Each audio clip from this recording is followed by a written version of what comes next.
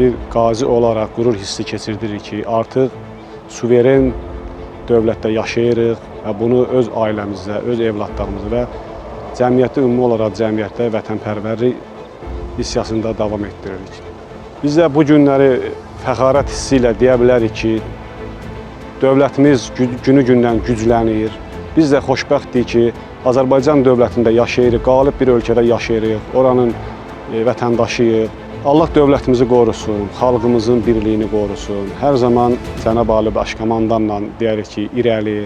Allah şəhidlərimizə rəhmət eləsin, qazilərimizə Allah şəfa versin ki, torpaqlarımızın işğal altında olduğu müddətdə dayanmadan, tükənmədən çalışdıq və torpaqlarımızı işğal altından azad etdik. Cənab Ali Başkomandanın rəhbərliyi ilə. Yaşasın Azərbaycan, yaşasın Cənab Ali Başkomandan, yaşasın bütün xalqımız.